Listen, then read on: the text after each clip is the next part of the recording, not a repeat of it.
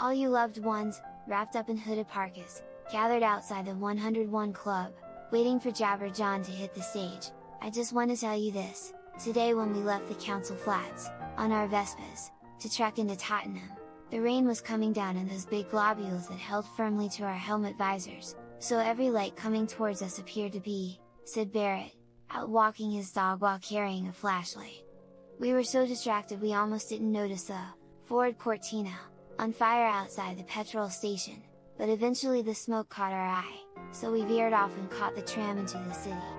When we arrived, I was unfortunately barred from my city flat due to an electrical malfunction, so I had to write this on a paper towel, and slide it under the door for the pub owner to type up, on her Smith Corona typewriter, with a broken H key, so she had to send it by post to her auntie who owns a candy shop in Piccadilly so she could retype it with a legible H.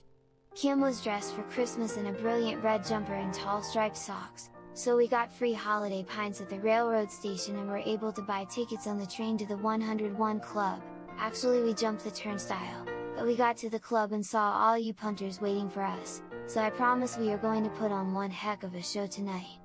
As you all know, we're banned from the Roxy UK, we didn't want to play there anyway. Let us hear you tonight. And Sandra, I'll never forget that smile on my face cause I knew where you would be, and if you're in the club tonight have a drink on me, but go easy, step lightly, yeah, stay free. Jabber Jawn rocking the casbah.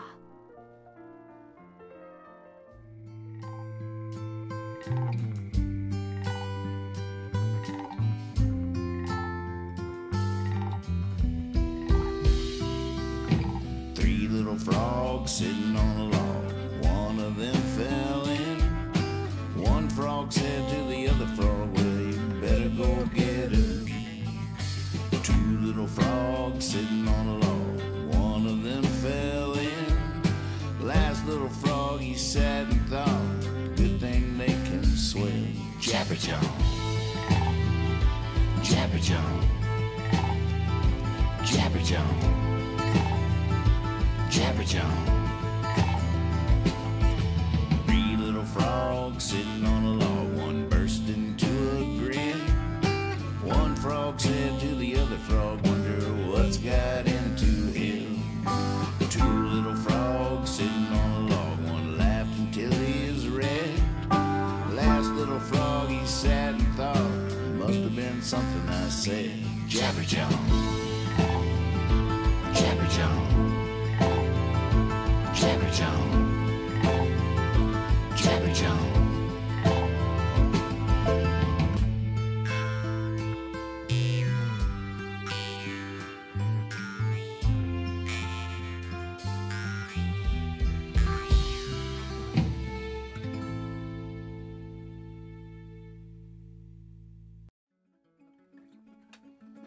And we're off. Hey, hey, hey, welcome to Jabber Jawn. I'm Nathan Moore. This is Kyle Hogg, Steve Moore. We are at your service.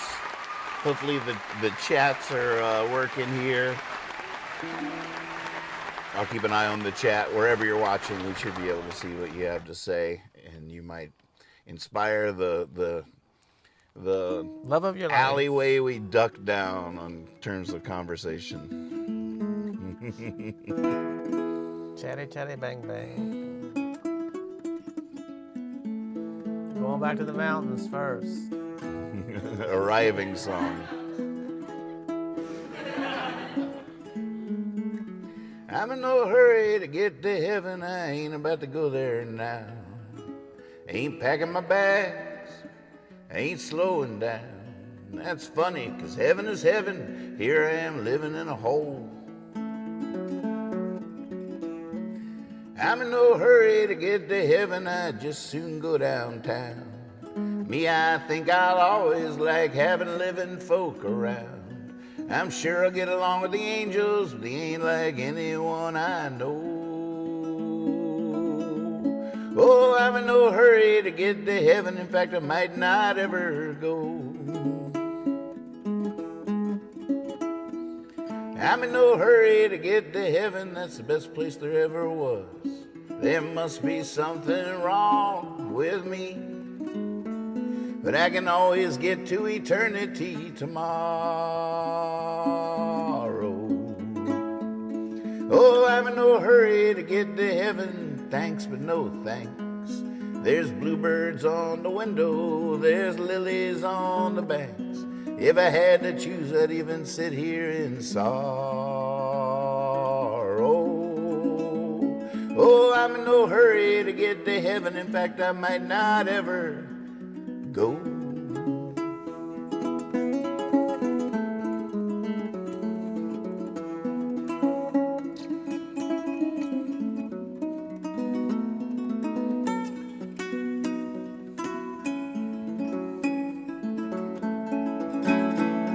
Oh, I'm in no hurry to get to heaven, I hope I'm not needed up there. I prefer to breathe this fresh country air. If I had to choose, I'd even breathe the city smoke. Now here's a little game. Brad and I, whenever we sang this song in Surprising Mr. Davis, there's this one word in the next song that we try to hold as long as possible. We hold the note as long as we can, and we would compete to see who could hold it the longest. Sort of a secret competition. Sometimes we'd ham it up and get the audience involved, but we always competed whether we mentioned it or not. So wherever you are out there, see if you can hold you don't even have to hit the note if you want. If you want to just secretly hold your breath and see how much longer you could last than me, feel free to go ahead. So it's going to go like this. I'm in no hurry to get some trouble about a pearly gate. If you go tell St. Peter for me, he'll just have to wait. I'm hanging on here long as I can hold. That's the note. That's the word. A mousetrap. Here we go. Oh, I'm in no hurry to get to heaven, some trouble about a pearly gate. If you go tell St. Peter for me, he'll just have to wait. I'm hanging on here long as I can hold.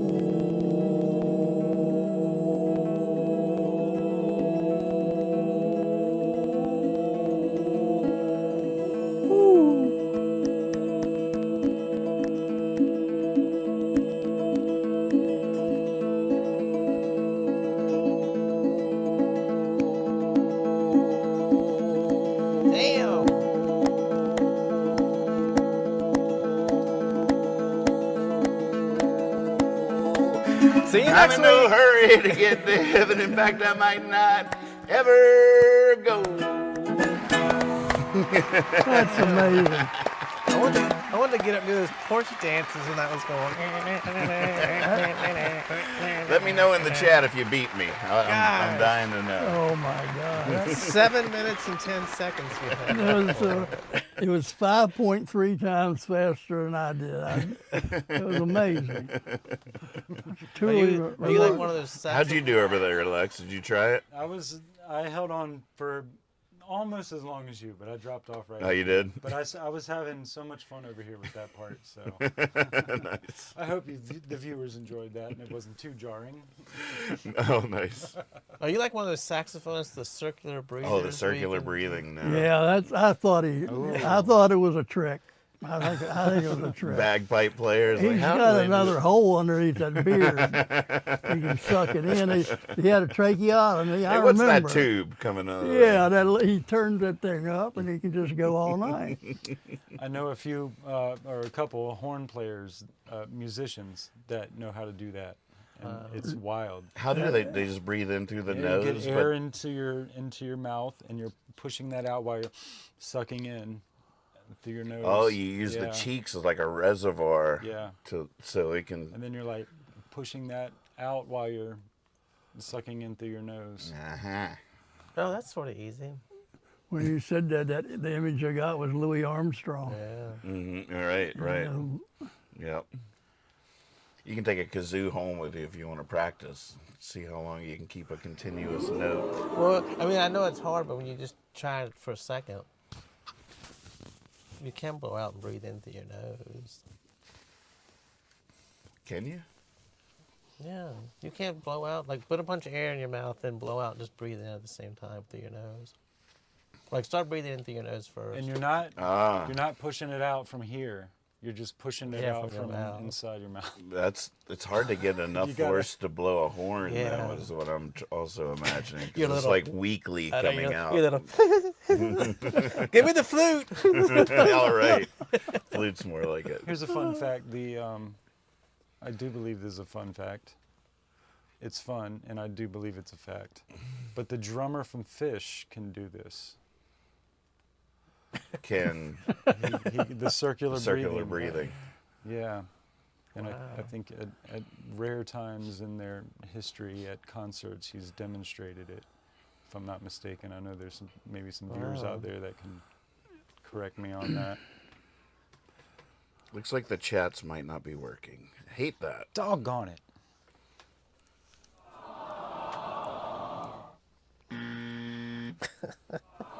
Is there a difference between it's not working and nobody's on there?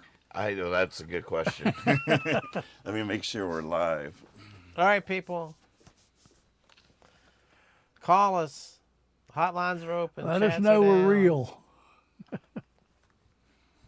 Tech support's looking into it. Call in and do some pornographic deep Yeah. circular breathing over the Tech support. How's your week been? No, it's very interesting. Very interesting. Yeah. That sounds good. Had a lot of interesting things happening. And we're getting along. I'm having some physical things, but nothing I can't You look good. ignore. You look good. Well, thank you. I'm feeling pretty good. Mm-hmm. Yeah, not anything to rave about, but my mind has been healthy, been very active, and You're back on Facebook, I see. It's yeah, nice to have I'm you try- back in there. Yeah, I'm trying to make You're one try of the to- few shining lights in that cesspool, I tell you what. It's rough out there. Isn't that nice being a light in a cesspool? Yeah, yeah. I see a light. It's an interesting analogy, but I think it's fairly valid. I don't know. I'm part of the cess in the pool. What is cess? Yeah, what is a cesspool? What's a pool of cess? What is cess? Yeah, I don't know. Is it excess? There's success and there's excess, but I don't know about just plain old cess. You're a shining light in the success pool. Well, now that's not true. That would be a falsehood. I know what those are. Yeah. A light in a cave would be a wonderful thing. Well, if you had your flashlight on out in the daytime, people just think you were wasting your battery. Wouldn't even talk to you. So it's all about location. Yeah. I wrote Timing's everything. I wrote too. about that yesterday. Dosage matters. The timing, what's that? Dosage matters. What did you say? Dosage is the key? What was it? It was 3 words. Dosage. Something. I've forgotten it already. There you Should have go. made that shirt. With the stamp thing, I'll figure it out. Yeah, too bad we didn't have that It went conversation timestamped. Dosage is key. That's what it was. Dosage is key. Yeah. And I forgot what I was going to tell. No, it was about the chipmunk story. That's right. That was a good post. I was thinking, I was sitting out there listening to the rain yesterday, and on the porch, on my screened-in porch, and I saw something on the other side of the porch move over there in the toys, the grandchildren's toys, and I went over and investigated, and I shook it, and then I saw this little blur. And I sat back down, started thinking about it. Well, I haven't, since I've been there that long, it's been about 5 years since I've seen a mouse. So I said, it's not a mouse. And then I said, well, yeah, I live near the park, and the park's infested with rats. I'm just making that up. Well, so there's probably rats. But then I realized that it wasn't, it was a rodent, but it wasn't a rat or a mouse who I dislike. It was my favorite little critter, Chippendale, little chipmunk. So all of a sudden I switched from saying, I want to kill that, to I have a pet. New To, buddy. "Aw, I have a friend." That's great. And that's just all about location. Have you seen him since? No, if I do, I'll kill him. I mean, I love him, but he's trespassing. Just can't let him get away with that kind of stuff. All right. I'm just kidding. Rats are a whole thing. Oh, Do you yeah. have rats in your neighborhood? No, No? I've never seen a rat, and I've never seen a rat at the park either. No? I heard that they've been seen, but I would imagine they'd be there. I walk down there a lot of times in rat areas, like around the bear cages. Cesspools. I'm going to the park. If you're looking for me, I'll be over in the rat area.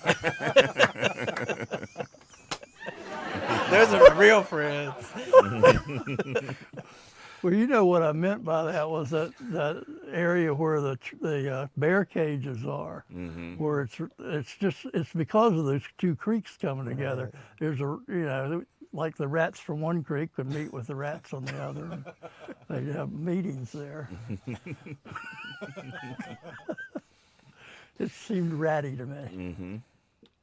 But I saw muskrats there. That's what I think it is. Wait, where? There? Yeah, there's muskrats down there. What's a muskrat look like? Like, I imagine it long. They look like a small beaver or a big rat. Yeah. And they have a rat long tail, but they're big.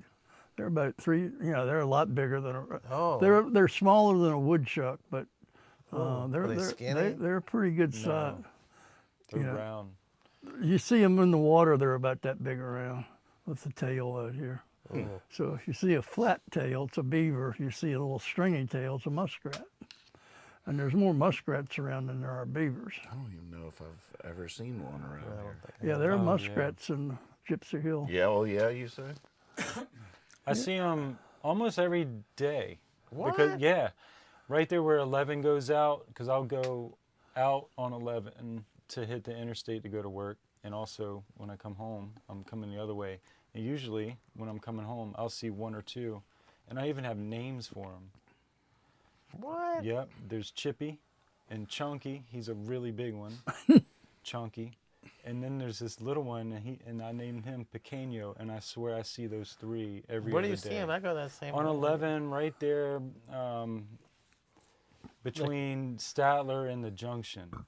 That stretch right through there. And yeah, and sometimes maybe a little before, but right in there, it's there's several. Yeah, Wow. and they don't have a rat face. They're more cute. They're cuter. Yeah, they have a beaver's face, Yeah. but they don't have the bigger teeth as a beaver. And they're not as big as a beaver. They don't build dams, do they? No, but they build tunnels. That's why you don't see them in Gypsy Hill Park, because they're a nuisance, and because they dig tunnels along the creek bed, and it weakens the bed. So I'm sure they trap them out of there. But I've seen them there before. Why do beavers build dams? Well, they're up there in they're coming down a mountainside. So when they dam it up, it gives them a pond. They're making a pond, which allows them a place to hide because they can swim and the others can't. And it gives them a place to eat their roots and the things that grow there. So it gives them a habitat. They're creating their own habitat. Wow. Up there on the side of the mountain, where normally you wouldn't have that water there. But by So it's not a misnomer that they are building a dam. Oh I yeah. was thinking maybe that's just their house. No, they build the dam to build the house in the pond. So it's the dam that they just couldn't build a little hut out in the woods because their predators would get them. Mm-hmm. But if they build the hut in the water and it can go underneath go exit out the bottom. The entrance to their hut is Under the water. They swim and claw up in there. And the other predators can't do that or don't do that. Gosh. I'd like to see one of those good National Geographic specials on the inside of those dams. What it really Yeah, it is looks like in there. a lot of them look like that little area over here where you have all those doodads and everything. They put up all the little things that they make with their There's only one. Right. It's like for a Wood dam. carvings, they're whittling. Yeah, they're wood. They make a lot. They're very good wood carvers. Mm-hmm. You'd be surprised. For a dam, is it just one living area, or do they each? There's like different living areas. Oh, it's a lodge. And they So all it's a live in family. one? It's like a teepee. You know, you think the whole family sleeps in there. So they build. You know, there might be 2 families, but there'll be a whole family that sleeps in one lodge. But will there be 2 lodges or in one dam, or just one? It could be 2, but it'd have to be a big pond. Yeah, a lot of them are too small. Right. It's just It's so it's crazy. like a 1-bedroom apartment. It's so crazy how they got those big teeth that they can use to chop down trees, chop down whole freaking trees. Right. They got those flat tails so they can pat the mud down to make their hut. It's like a chicken or the egg question again, like with all things in evolution. It's just so mind-blowing because, of course, if you had... What did they do before they had those? Did they evolve the teeth and the tail because that's what they wanted to do or that's what they had to do? That was what was in their nature to do? Like what came first? Like they got the teeth and the flat tail and they're like, you know what we could do with these? You know, we could chop down trees and pack mud on it and make a freaking dam, create a pond here. Like, what came first? Well, you know, the way a biologist looks at it is it's a gradual process. Not always as gradual as you might think. It could happen within a few generations of some of the things that we're saying. You can see different changes in behaviors in terms of short amounts of time, but a lot of them take a long time for this to happen. So there's a gradual increase. So a flatter tail, you know, difference between a muskrat tail and, you know, there's an evolutionary difference. But like you say, they might have had the mutation, and the mutation discovered the advantage of it. Right. So they might never have thought about building the dam before, but if we got this flat tail, might as well do something with it. But, so a lot of it's just opportunistic, but the basis of it seems to be mutations that occur randomly in any time you have sexual reproduction. Mm-hmm. And so that's why cloning is not a good thing, because you're just reproducing the same thing over and over again. And I'm not going to say that, but yeah, most people wouldn't want that to happen, to be have the same person all over the world. But like he was saying, like, so let's say it was a land creature and it got these teeth and a tail. What would make it even think to go live in the water? And that's a good, yeah. I think opportunities present themselves. You know, you might have a talent that you don't know you have, that you don't. It's not a talent in one place, but it works in another place. Mm-hmm. It's just weird. And something that works one time, you know, if they were in the desert, the flat tail wouldn't help them at all. It would just hinder them. So that would be a negative mutation. But in the right situation, it can be positive. Mm-hmm. Yeah. At one time, being strong physically and muscular was a huge advantage.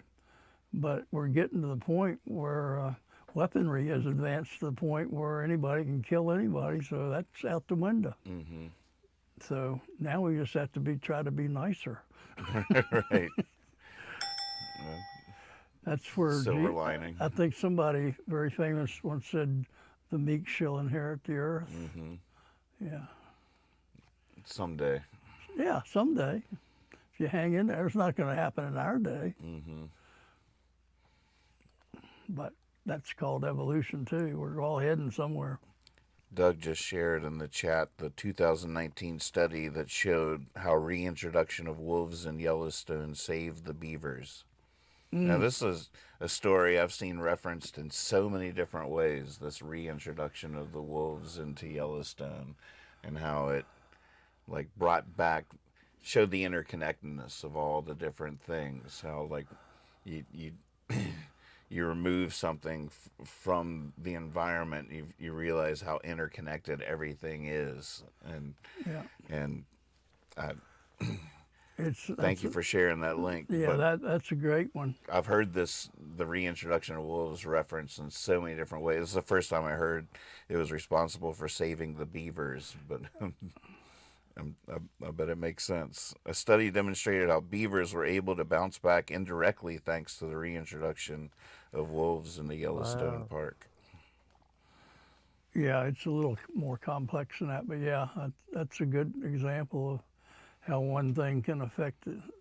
Just like when you have these invasive species that are coming in and taking all the organisms that evolved here.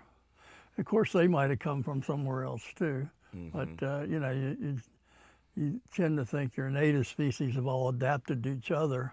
But then when you bring in a new species, a lot of times they don't have a natural enemy, and that's the problem. And then they breed out of control. Have we already talked about on the show, Lex, that invasive species you were teaching me about? Did we already talk about that? Tree of Heaven. Did we talk about that on the show, though? Wow. I don't know. It all starts to blur together. It does. Were we on or off then? Yeah, right. Do you remember talking about that? About what? The Tree of Heaven, the invasive species that they have out on their property in Luray. But it's such a fascinating story. Yeah, as an Asian plant brought over, became popular. I'm not so maybe sure. I 80s, don't have 90s. one in my yard. They're very common. Wouldn't be, yeah. And they're. I don't. Do you know this?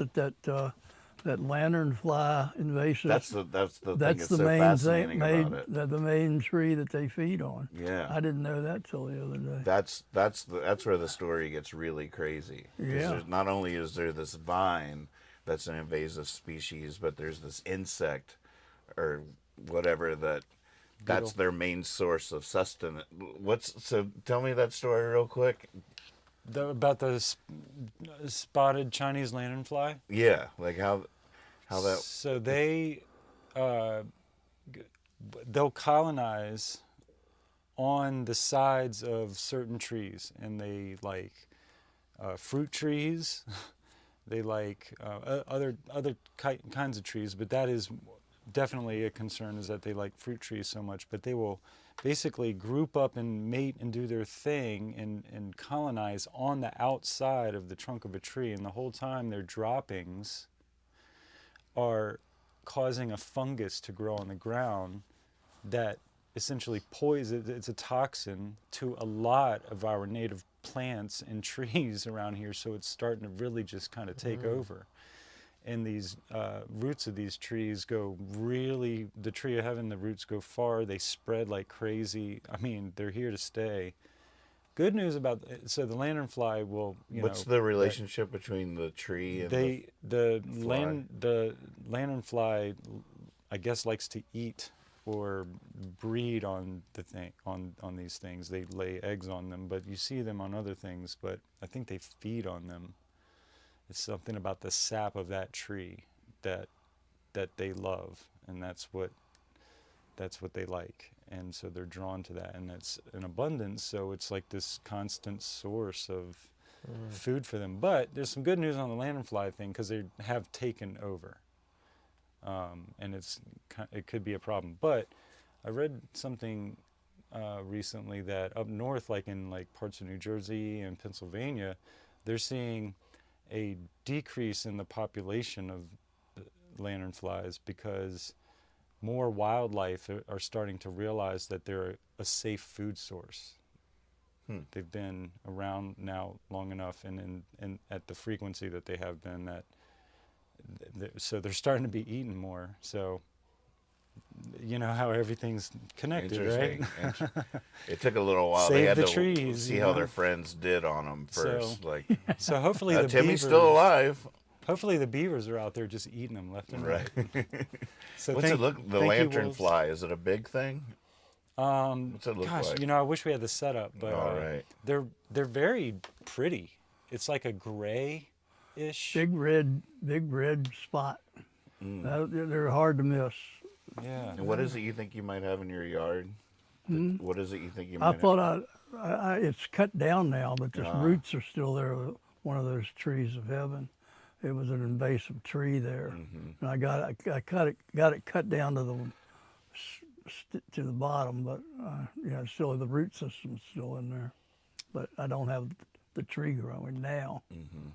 So it'll fool you because the leaf structure looks a lot like a black walnut or some kind of walnut tree, and then by the time you realize it's not, its little sneaky roots are already like half a mile down the road or something, ready to sprout up over the next 10 years, Gotcha. Yeah, it's wild.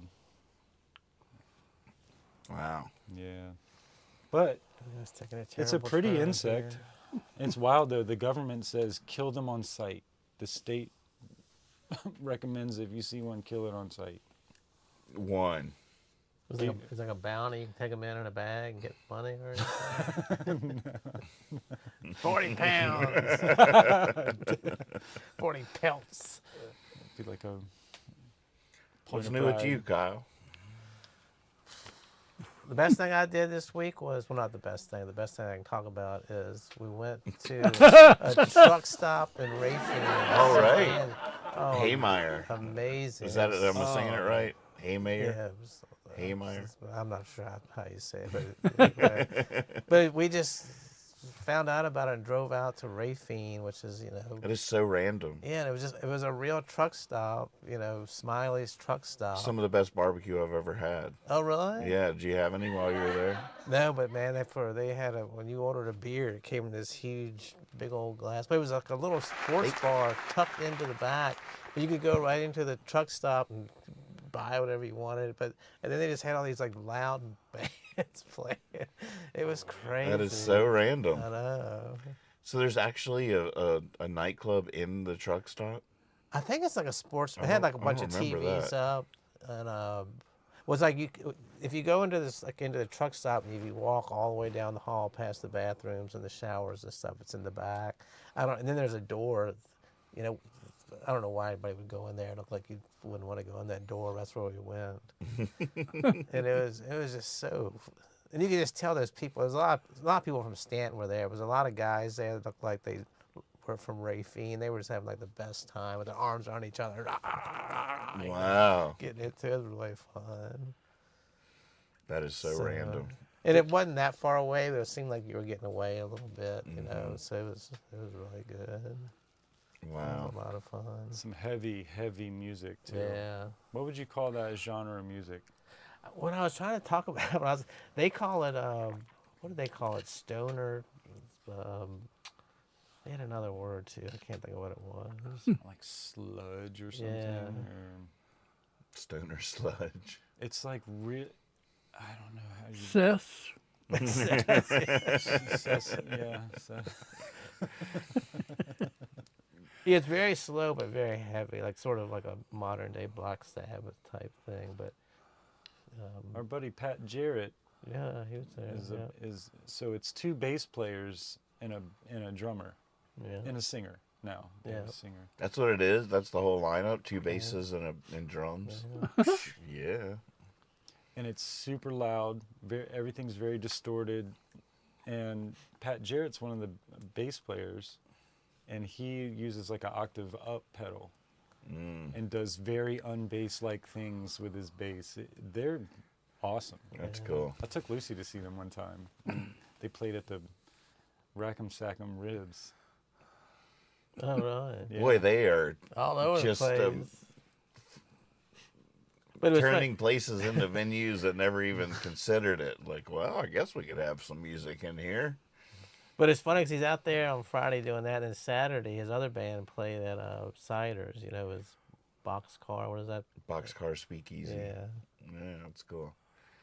I'm starting to think Pat Jarrett just wants to play wherever there's really good barbecue. Well, I reckon I could play. They got ribs. I'm in. So just a heads up out there, it does look like our restream is not sending the chats to us from Facebook and Twitch and stuff, so we're only seeing the Discord chats. So we are not ignoring you. If you're out there on YouTube or somewhere chiming in, you're not being ignored. We just can't see those. That breaks my heart, but here we are. I'd like to talk for a second about this shirt This is my new favorite shirt. And I actually got one in another color as well. And I feel like I need to go back and buy the other colors as well. But the main reason I'm talking about it is Lowe's.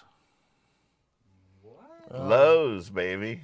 Oh, right there at the We front went when you went to walked in? Lowe's for home fixing up stuff, and they had this whole rack of clothes there. And since I've been doing the 5 nights a week, I've been trying to find like dark button downs because that's my look on the show, and so I've been expanding my collection of dark button down shirts, and I was like, oh, there's some dark button down shirts. So I just gravitated right towards it, and bought 2 different colors, brought them home, tried it. They feel so nice and soft, and they're my new favorite shirts, and I just think it's so funny that Lowe's, baby.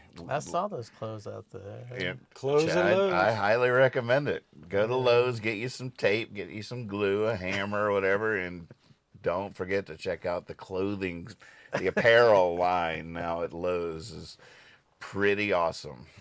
And we'd like to shirt. thank our new sponsor, Lowe's. Right. We're getting a little more corporate with our sponsors.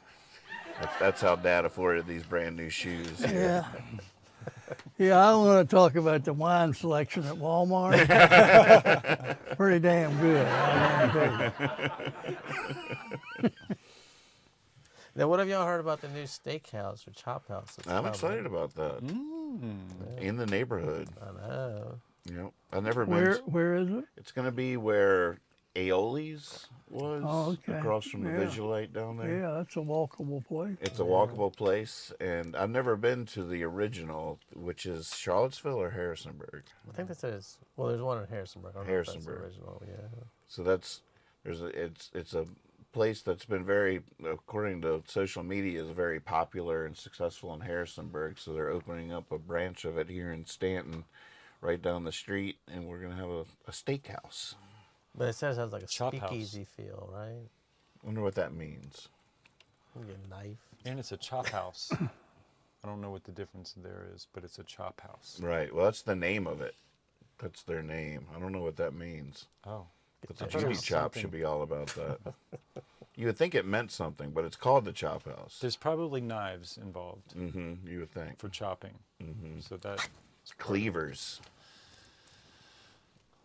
Definitely invokes cleaver vibes.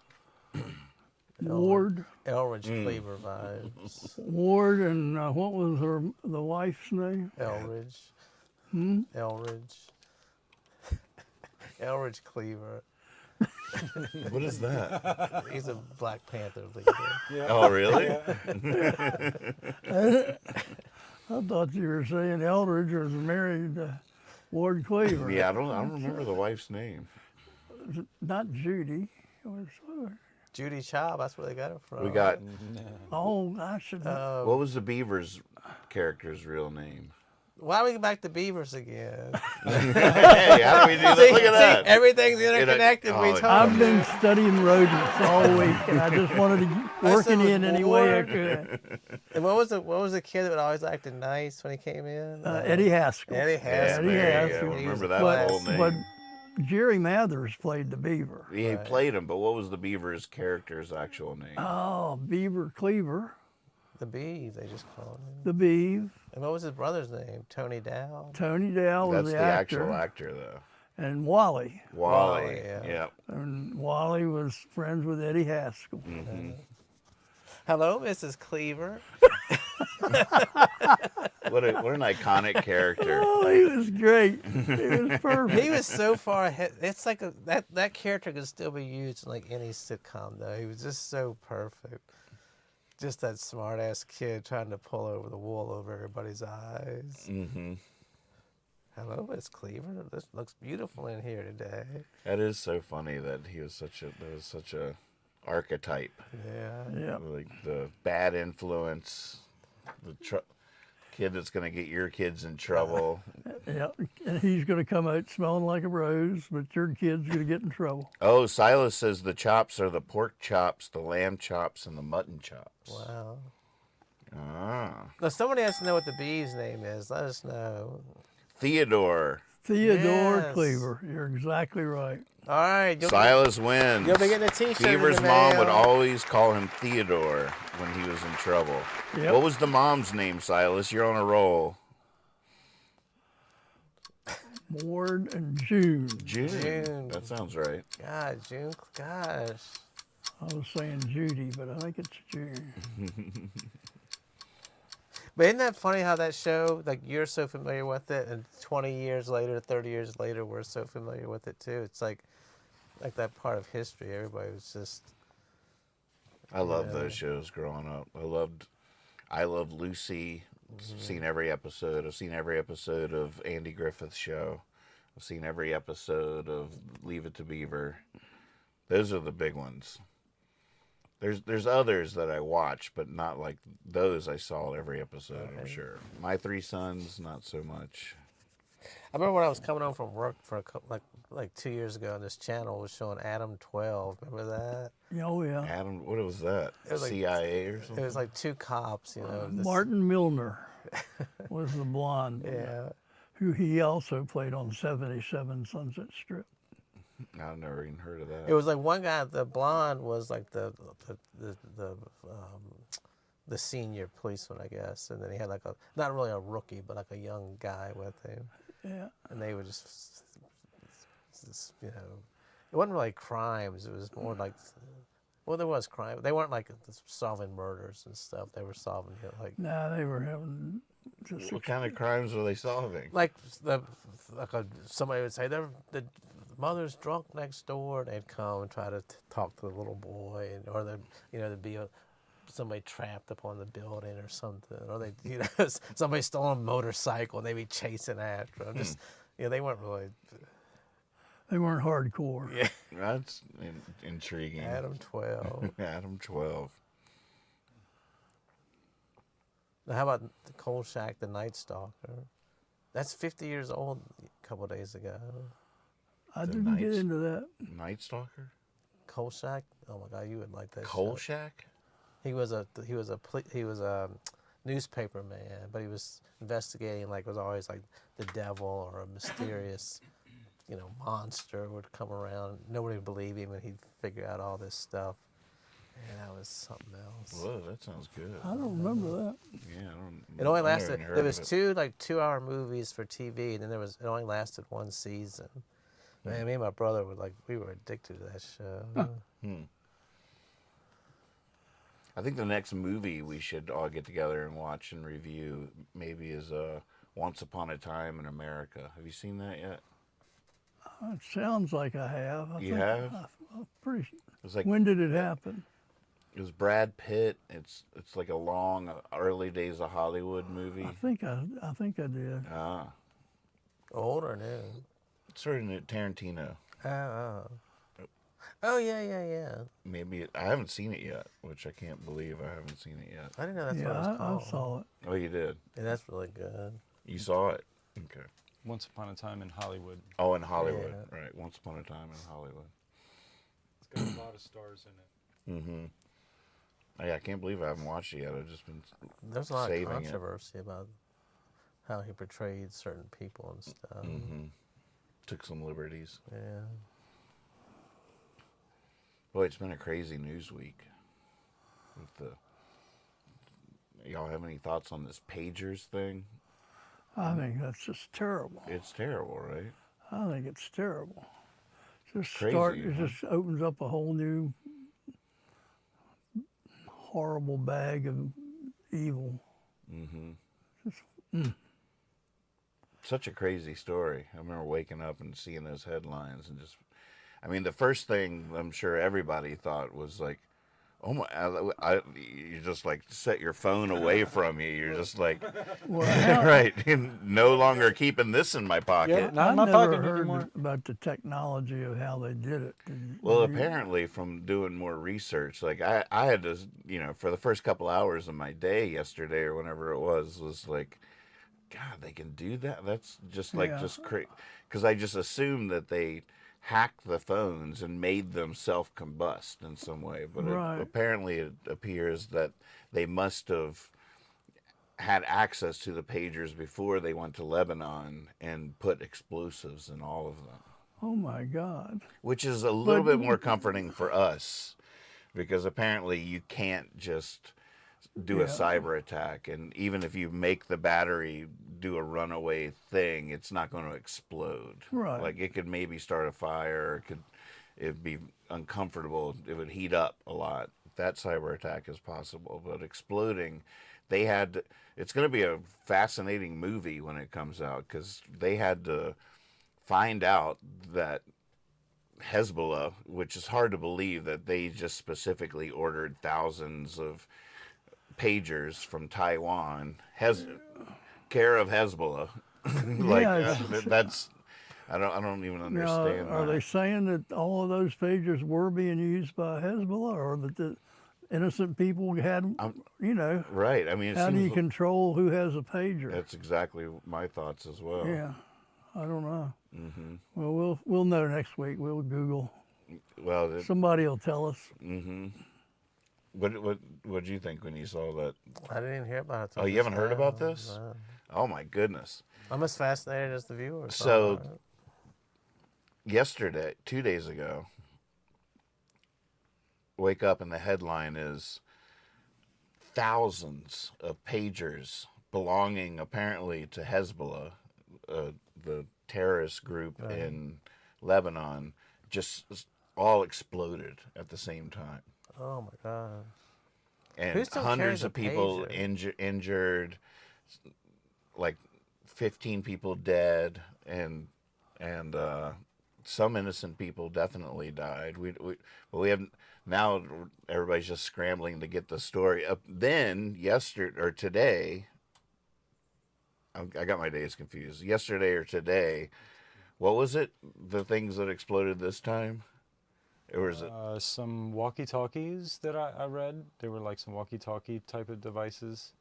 And so then the following day, there was another moment where all at once, all across Lebanon, these other appliances were exploding, like TVs or radios or walkie-talkies, something like that.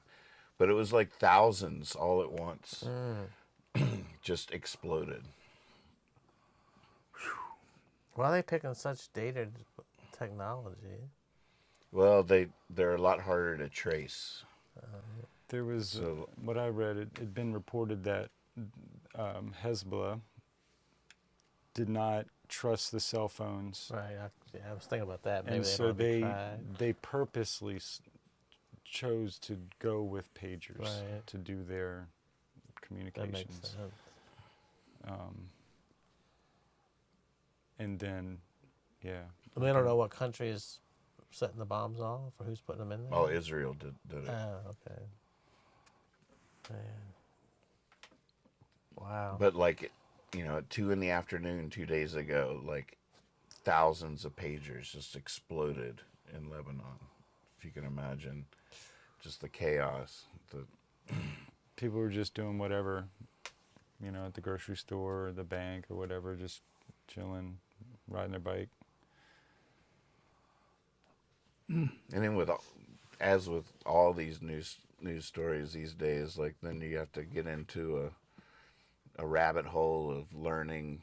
All right, I mean, I know very little about Hezbollah. I know a little bit about them, but a lot of the stuff that's why I used air quotes when I said terrorist organization, because that's just I don't that's what they said in the headline that I read. I don't really know if they're like actually a political entity. It's like Hamas is a terrorist organization. It's also the political, they won the election in Gaza, well, a lot of air quotes. It is so hard to know what's going on in the world these days, even with the information technology and all the stuff we have at our fingertips. Because as I go now to try to learn about, so who is Hezbollah? What's the history of it? What's the story? Then you have to be really knowledgeable about the sources you're reading. What's the perspective of this article about them, like, who has their own slants. Like there's no just. I mean, I guess Wikipedia. I don't know what's the trusted source where you go like, oh, well, these people will definitely just give me the objective, cold, hard truth about the factual aspects of my query. Almost everything is going to be put out there with some kind of agenda behind it. I go to there's a really good source out there. It's called Truth Social. Oh yeah. Yeah, check that out. Yeah, that's a great resource. But you know, there's another way of looking at it too. Is that the where you are right now, there's a whole lot more information about everything. No, there really is. And you have to decide where your truth is coming from, and everybody's free to do that based on their own prejudices. You know, that's part of the problem. But there's more options. And what I've been dealing with is just the opposite, where a long time ago, you know, what we were was getting preached to in a way that was not true, and the people doing the preaching didn't know that they were preaching an untruth. It was just a cultural problem. And I'm realizing how much I'm dealing with that as I get older and realize that these things I've thought my whole life weren't true. But now, as a young person, you're grown up. If you're not feeling this way, you're not paying attention. Is you can't believe anybody. You know, we've been taught that by our politicians. We're all going to lie to get what we want. And so you really have to look at it. So, you know, right now I think we're going through a confusing time, but maybe it'll be better in the future than it was in the past. That's just throwing that out. Maybe, right. Yeah, maybe is a big word, but it puts this responsibility on us to try to do it the right way. But there's always been games being played, and there's just more players now. But, you know, I think there's still room for good, honest integrity in people, and you just have to learn to find it. I'm surprised more people haven't filled that space with that kind of thing, that honesty and integrity being the hallmarks of especially like news sources. Like everybody claims that's fair and balanced is their tagline, or honest and full of integrity. Like everybody uses that as part of their advertising, but nobody seems to fully represent that in a way that feels reliable. Like you would. Well, you're always going to have their perspective of it. I mean, that's subjective part of it. But you also have mission statements of different organizations. Fox News and CNN have two different mission statements.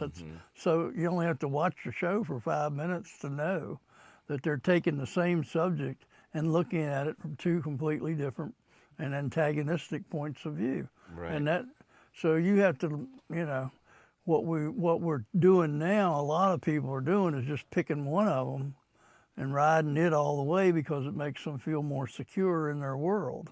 You pick the one. It's a lot less work. You pick the one that you tend to agree with and just ride it and assume that's right. And that's the way you can survive that without having to work too hard. But at the same time, if you really want to know the truth, you're going to dig a little closer to other sides and try to find those sources that you're looking for, and you find it in between. Yeah, that's what I tend to do, is just consume all of it, and usually the pendulum swings somewhere in the middle of all of it. Yeah, and your own judgment comes into play, and so you're doing the same thing. You're believing what you want to believe, but at least you're getting some real input and not just being emotional about it. It's pretty powerful stuff, how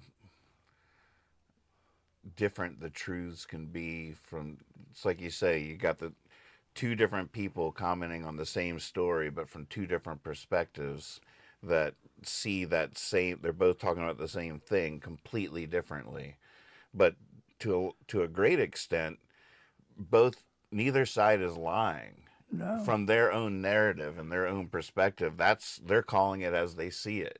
They just see it completely differently. And you can be terribly wrong. Here's an example of what I'm going through right now.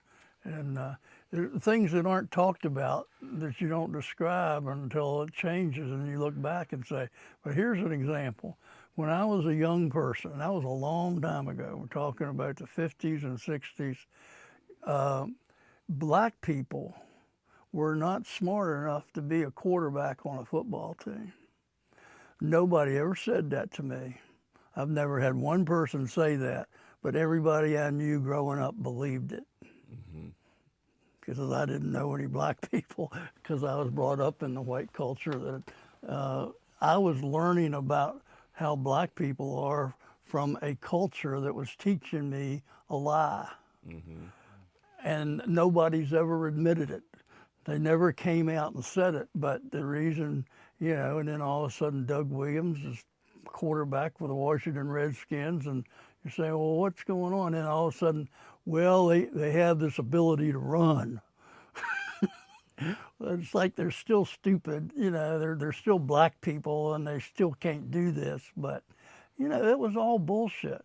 That was all cultural prejudice that was taught me that's what I wrote the other day, that I learned things that were taught unknowingly by people that didn't know the truth. And that was, I hear people talking about. And that's in your lifetime. Oh, yeah. Which is just so astonishing. Yeah.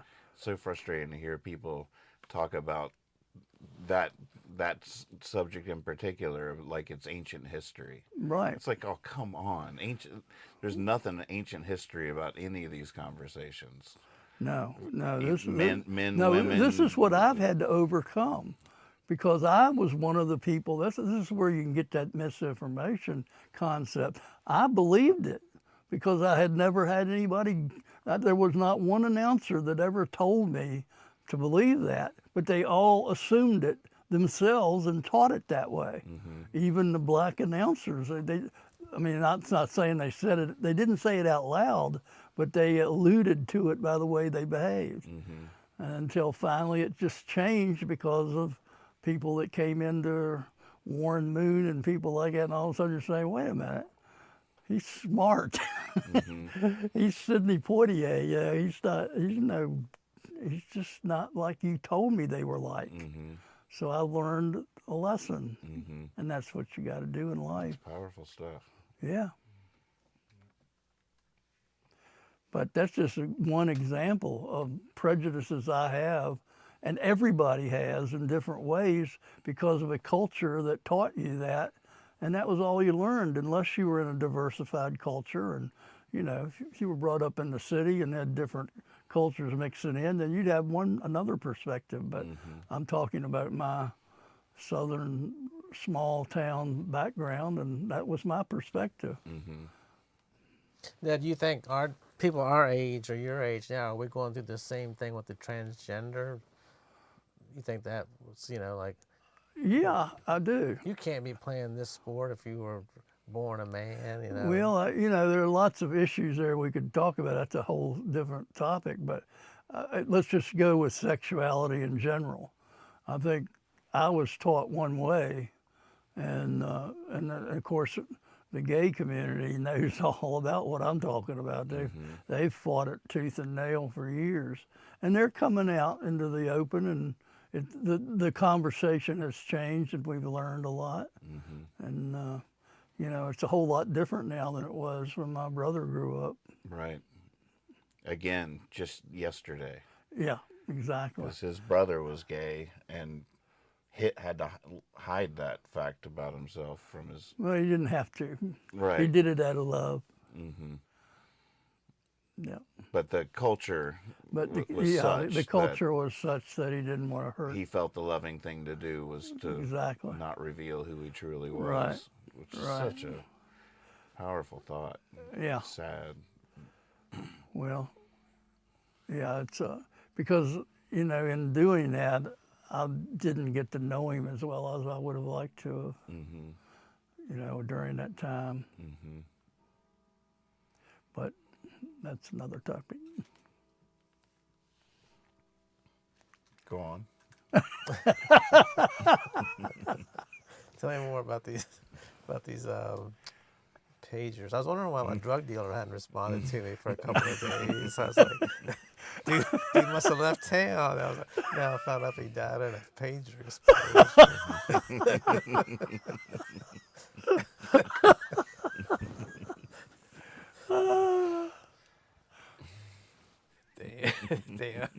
Damn it. Get rid of the pagers. You can trust me with your number. Come on. Well, it's weird too. Like we were talking about how it takes how long it takes things to change, but also nowadays, like maybe I guess I haven't watched the news for 2 days. If you miss 2 days worth of news, you miss the huge breaking story. Now stuff's so fast, It's like, what? Like y'all are talking about it, and I'm sitting here thinking, I hope one of them says some details so I don't look totally stupid when they look at me. Then, of course, you turn to me, what do you think? I was like, I think I'm going to think like I'm asleep while you talk about it. I was talking to my wife this evening, and I was like, man, it's so crazy what's going on with Sean Puff Daddy Combs, right? And she was like, I kind of heard a little bit about it. I was like, but if you're not, if you're not getting the news and like that kind of stuff, or focused on it, or if it's not in your algorithm, I think a lot of the political turmoil, especially like on social media and the discourse between people and family members and stuff, is that people assume too often that people are way more informed than they are. I feel like most people aren't nearly as informed as informed people assume they are. Like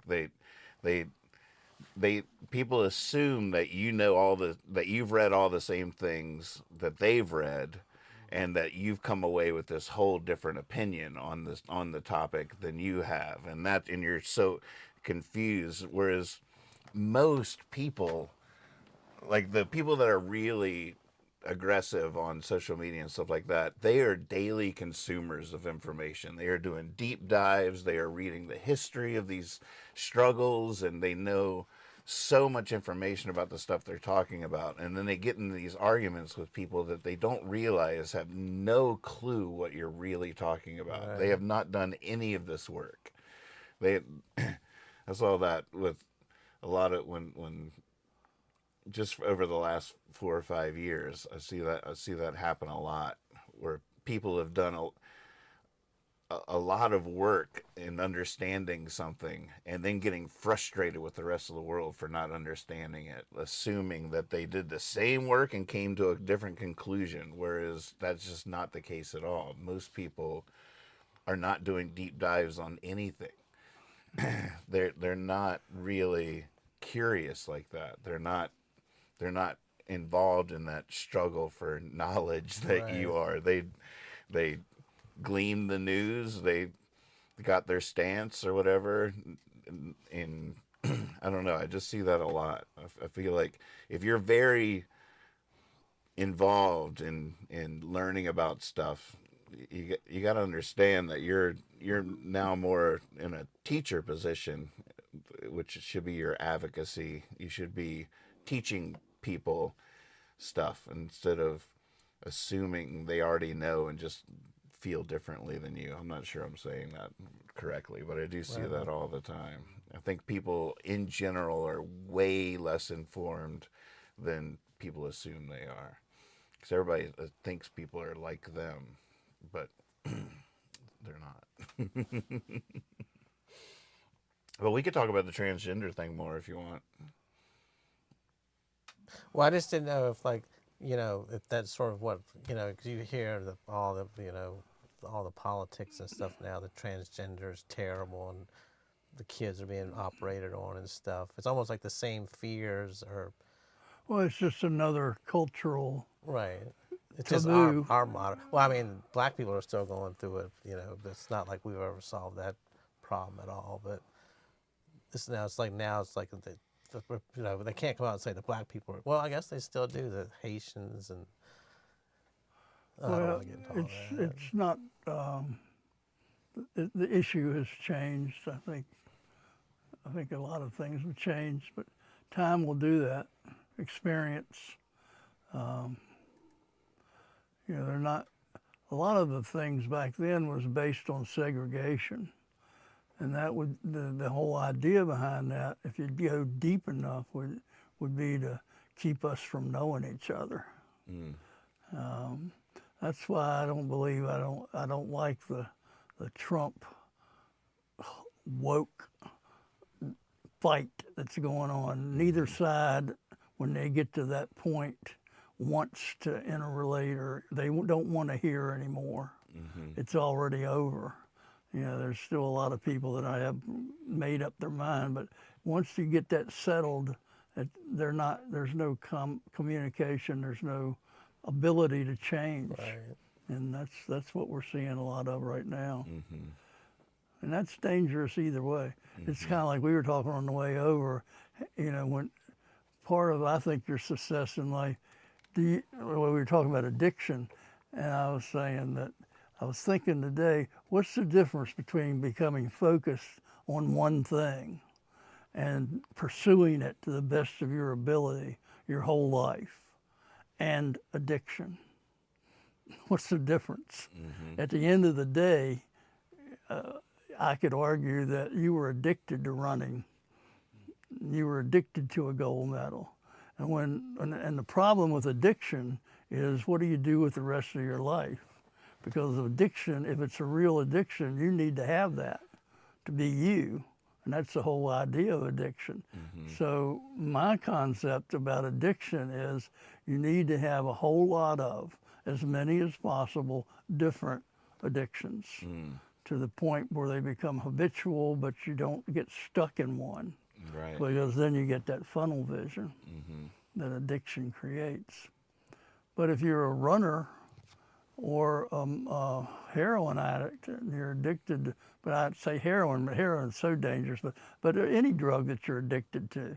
If caffeine is your addiction, then you're not really enjoying life until you have a cup of coffee. That's sad.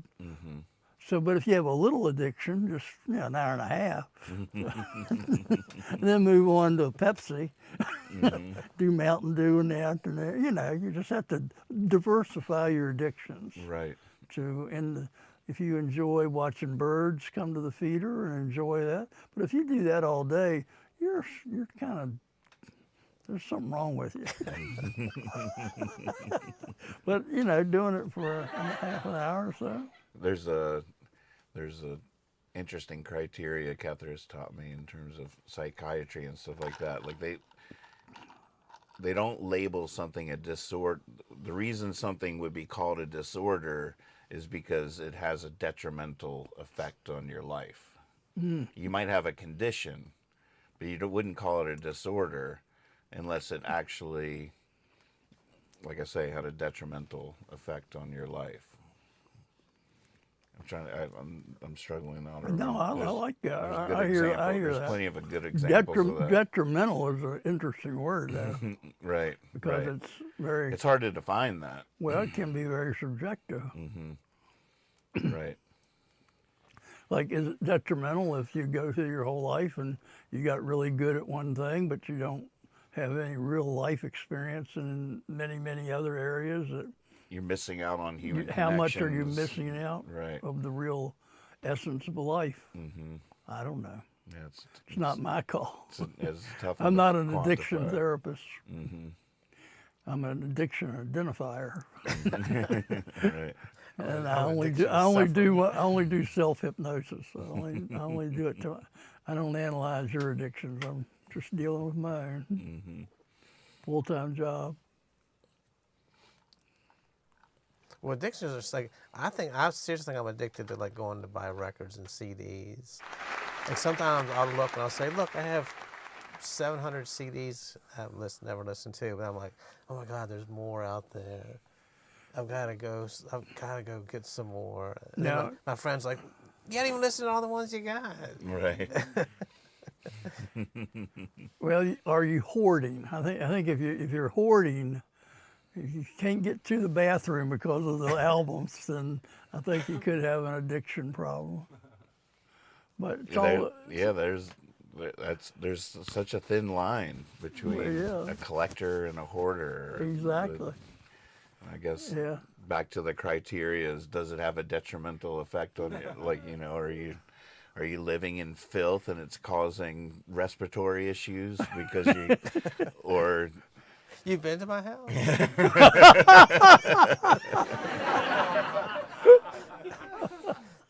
If you see my pager there, leave it alone. Clutch chimed in back to the pager thing real quick. One of the reasons that people like that would want is there's no microphone in a pager. Wow. So in terms of being surveilled or spied Right. on, or whatever, there's Yeah, they were using cell phones and they got away from it. lots of reasons people in the underground use that kind of I technology. didn't know they still made them.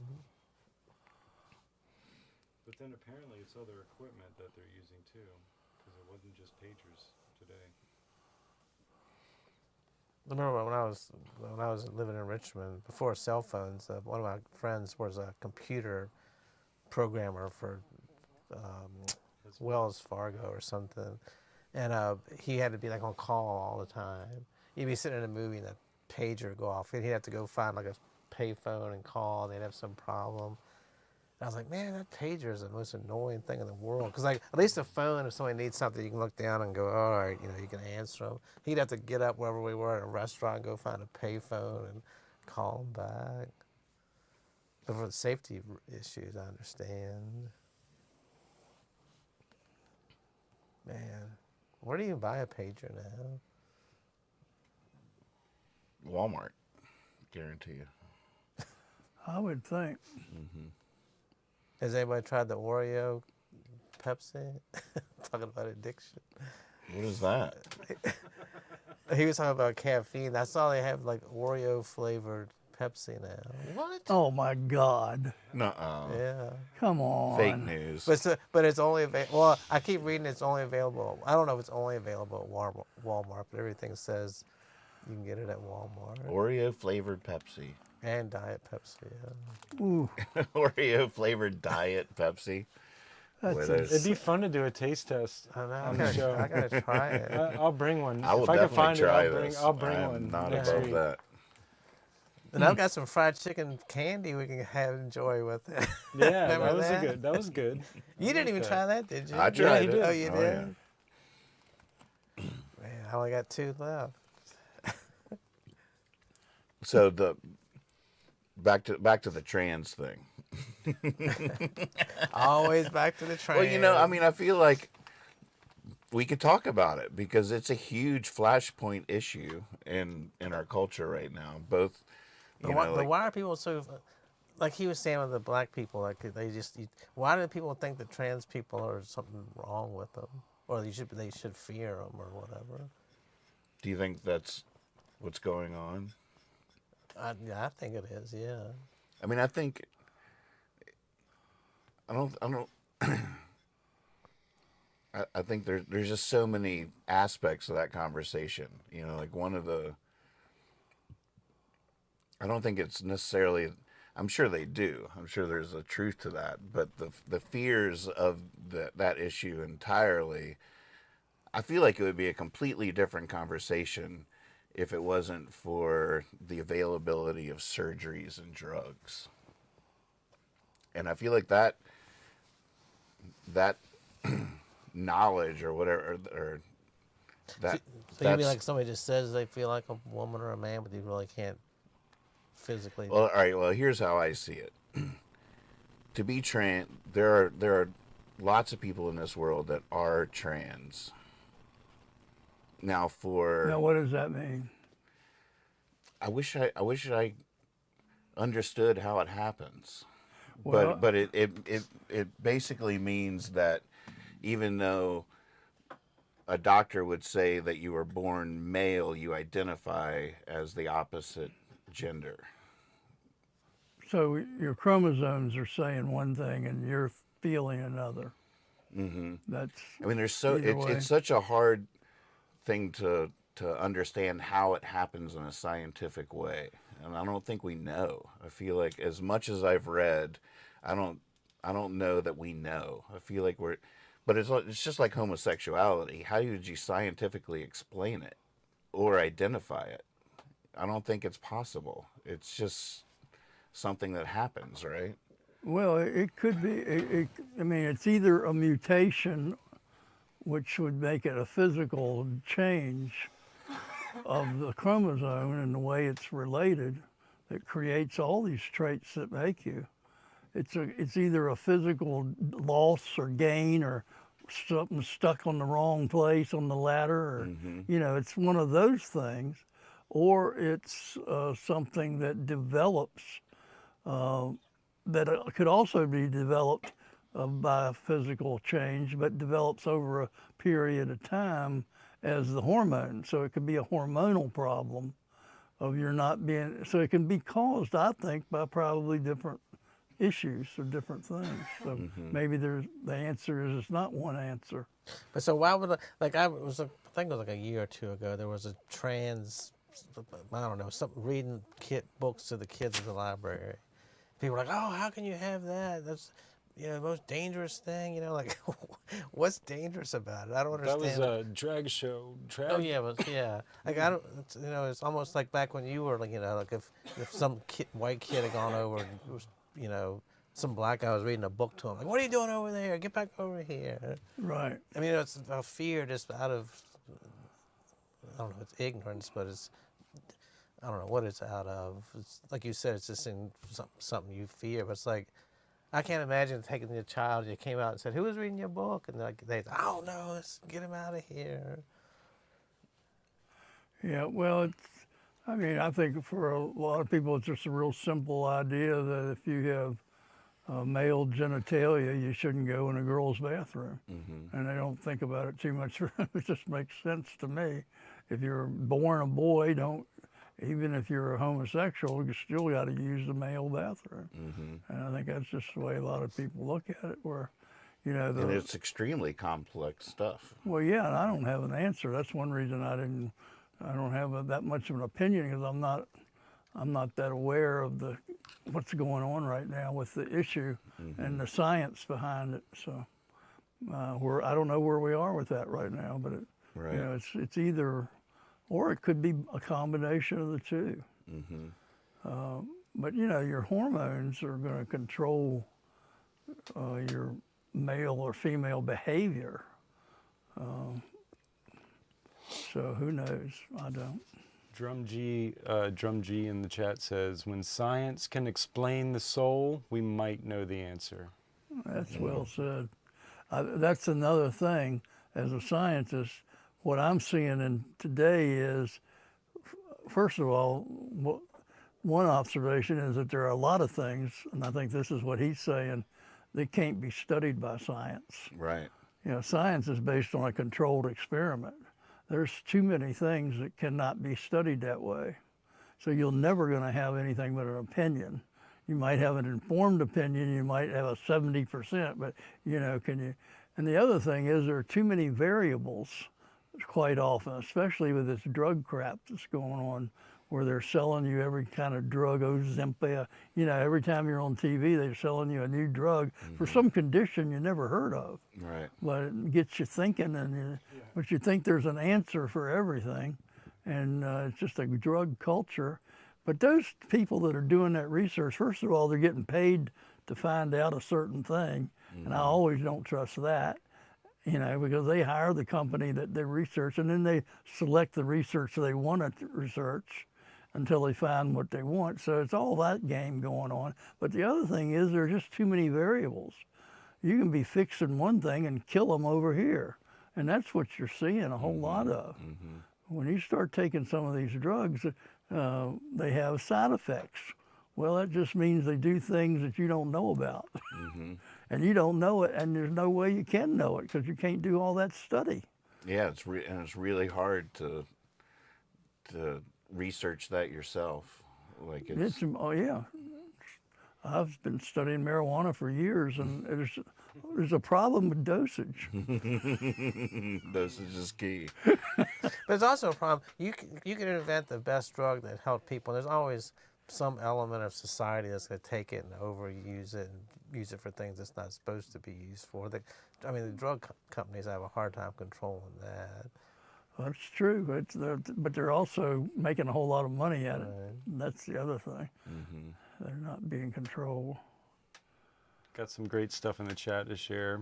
Kazoo Keeper with sex is determined by chromosomes, hormones, and morphology, and there are a huge range on all those criteria, including XXY and hermaphroditic, with people with active parts of both sexes, perhaps 1 out of 100 born. Gender is a cultural and social construction with massive variances across the globe to determine a trait to any gender. It really just depends on where and when they get expressed across time and place. Mm-hmm. That's where I'm at on it too. Yeah. Now, like when you were growing up, if somebody called a girl a tomboy, was that an insult or just a way to describe? It wasn't an insult, but it wasn't a compliment. It just depended on the situation. But it pretty much said that she wasn't feminine, that she was more of an athlete. Right. So she could have been a attractive person, but she was more inclined to be playing sports than playing with dolls. Right. That was kind of the feeling I got about it. I didn't see it as a necessarily negative; it was just descriptive. But tomboys like to climb trees, and regular little girls wanted to sit in their dress and look at each other. Now that's my prejudice. I was wrong. I'm sorry, but that was what I thought back then. I was an idiot. It seems like the whole trans debate would be completely different, though, if it wasn't for, because like from what Lex just read from Kazoo Keeper and stuff, there are so many, like, people are born with so many different permutations of what is expected on the binary male and female. You got people that are hermaphrodites, transex. People are born with all these conditions, intersex, where they have both organs. Okay. Like people like that benefit from the medical interventions that we have now that can sort of go in and help with that. There's hormone blockers, puberty blockers. There's sex affirmation surgeries and stuff that you can have. But then on the other hand, wait a minute. Now, don't throw that out there without explaining. What is that? Sex? I'm sorry if I've disrupted your train of thought. What did you just mean when you said that? I've never heard that term. Sex affirmation? Procedure. A generic version would be like a guy that for whatever reason sort of grows breasts, but he doesn't identify as a woman. He's always been a man. He has a penis, but he's got breasts forming, and that makes him very self-conscious. Right. It makes him uncomfortable in the world. They could go in and just cut some of that tissue out, and now he's more comfortable in the locker room, at the pool, in his life as a man without these breasts. Yeah. It's sex-affirming surgery. My goodness. Right? Right. Yeah. That's a medical intervention. It makes sense. It helps him. Yeah, I got you. And so it's completely, and for people that are gender dysphoric and things like that, to have to go through puberty as the sex you don't identify as can be extremely traumatic, because a lot of stuff happens in terms of that sexual. So science is looking at like, well, how do we help these people? But how you help them is before puberty. So these are children. Now you also have this like TikTok and social media phenomenon that is extolling the virtues of these conditions or whatever, and you have young people that there are a group of young people that are identifying, and it's more of a psychological thing. Like there's a lot of psychological reasons why someone might be like, well, maybe that's what's going on with me. And if they're just in this like, well, maybe that explains it. Maybe that's what I am. And they want to do a surgery on this kid. Like that's where it gets very confusing. Right. And that's why the people you're talking about, they're not just afraid of, there's a lot of stuff they're afraid of and confused about because it's very confusing. And you got a 11-year-old, 12-year-old person that's like, I'm trans. Maybe they are. But apparently science can't tell us. And you're talking about a medical intervention on what might just be a phase or, like. Right. Oh, yeah. When you're young, you will do a lot of. I remember trying to break my own arm because I was jealous of a girl that came to class with a broken arm, and she got all the attention. And you wanted Everybody was signing her cast. I wanted a broken arm too, so I went up to the playground and jumped off the top of the diving board trying to break my arm too.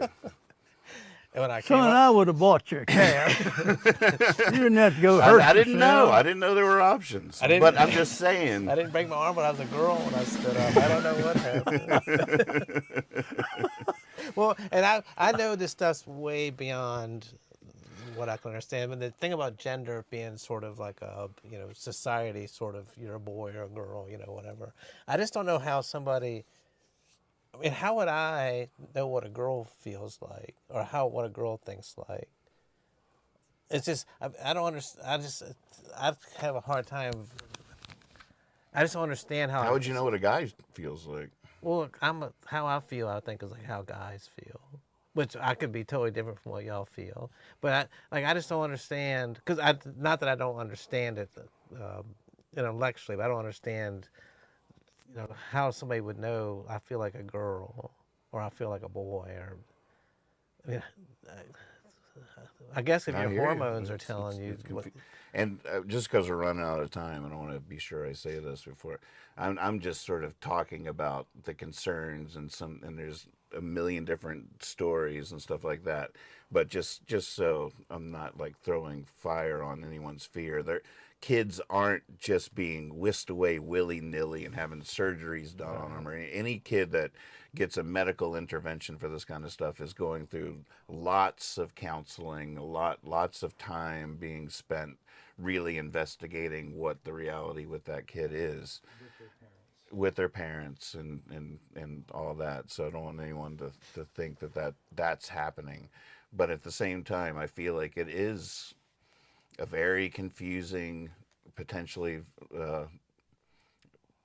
frightening thing for people to have to endure on so many fronts. And it's a very complex thing. And I feel like science is just now studying it.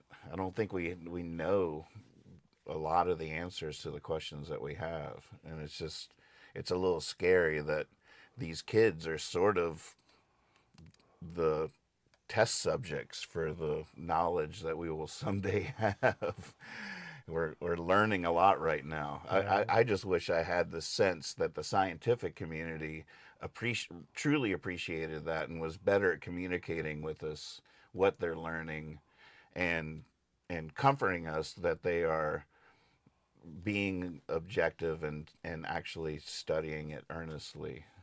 I'm sure they are, but I wish we had better communication between the culture and the science, because but these surgeries have been around for quite a while, haven't they? Some of them, puberty blockers and stuff like that, is all sort of some new stuff. We don't necessarily know the long-term effects, and there's And I'm sure from a parent's point of view, if you have a boy and you're raising a boy and all of a sudden he tells you you're a girl and he wants to become a girl, I'm sure that's not so much a fear, but it's just such a shock. You're like, what? you know, if somebody says I'm gay or whatever, you're like, okay, you're gay. We don't have to take you to the hospital, have anything done to you. You know, you just, you know, live the way. If somebody says I want to be a girl or I want to be a boy, that's, you know, that's really changing. You know, that's. You'd be surprised how much you know your kid, though, and how it probably wouldn't be a surprise as much as you might think. Right. But you know, like if you're, no, I don't want to put you on the spot. But if your kid says I want to change my sex, wouldn't that be sort of hard? Wouldn't that be like, man, we got to take you to the hospital? And just the whole surgery part would be sort of frightening. Not just any surgery. If they said I want to have longer arms, or you know, I'd be better on the basketball team if my legs were a little bit taller. You'd feel like you'd be like, well, let's just slow down on the surgery part for a little bit. It's certainly a long process, like Nathan alluded to. So it wouldn't be like, okay, sweet, we'll go tomorrow. Right. You know, it's not like you walk in and walk out. It is a long process, and I would support them getting to know more about that process. Absolutely, I wouldn't just squander it right away. I'd be like, all right, man, let's explore. Explore this. Then I'm right there with you. Right. I'll go to the things. Let's go learn all about this together. And you know. Well, that's what you should be. But I think it would one be day a at a shock time. when you first heard it, though. You'd be like, oh, okay. You'd hope parents would be supportive, but also it's got to be when you first hear it. You know, like if your son came and said, I just killed a dog in the backyard. You'd be like, why'd you? Or then whatever they did. That would be shocking. I just ate all the hot dogs in the pack. You're like, wow, why'd you do that? You know. It would be just like something you wouldn't be well, like you said, you would know your kids, so maybe you would know. Or maybe you wouldn't know so much but maybe you'd be like, huh, okay, that makes sense. You know, like, or I don't know, you probably, like, if they're coming to that realization, to that, and bringing it to their parents, like, I feel like that's a really scary but beautiful moment for them, where a lot of weight can be lifted off. So I wouldn't want to add to that. Right. When part of that whole thing on their end is them trying to get that weight off of them. And we just take it one day at a time from there. But yeah, as I'm laying in bed that night going to sleep, be like, man, I didn't see that coming today. Right. I would be shocked, like surprised like that. Right. Like, damn, that's pretty exciting for a Wednesday, you know, or whatever. You know what I mean? But yeah, I wouldn't be shocked or in any kind of not trying to convince them not to do it, but it was just you know. Yeah. Now we must have been talking about something interesting. We went over time. Oh man. Good job, everybody. Not going to dance the old Food for mountain thought. dances again. Well, I don't know what song would come from that.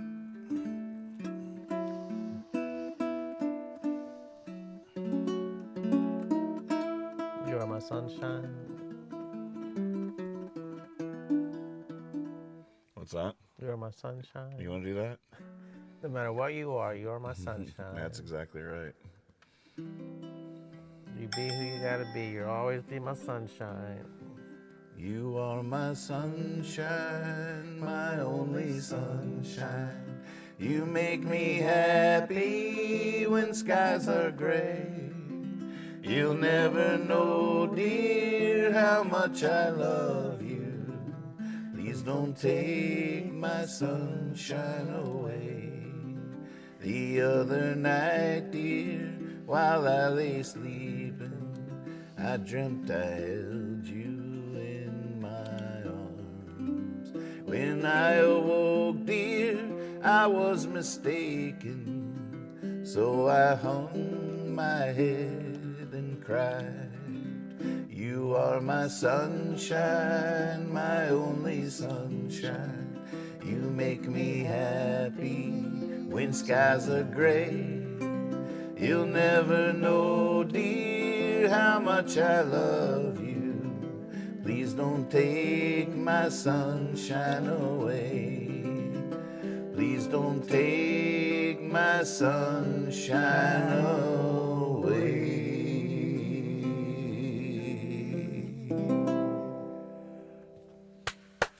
Cheers. Thank All you so you much. sunshines out there, everybody's a sunshine. We'll see you next time. I'd say that boy was addicted.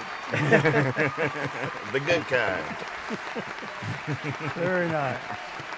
He's got enough addictions, so I don't worry about him. I gotta go get a CD. I have to go out and get a CD with that song on it. Let y'all learn tonight. It's so funny how sad that verse is. I don't even know the second one. Yeah, that verse. It's like all the old children's songs. You one day were like, wow, that's more. That's exactly elite. that's exactly what I did. I was saying this was such a happy song when it started, Right. and then you played that verse. So oh many my old God, songs are like that. Old folk songs. What was the second?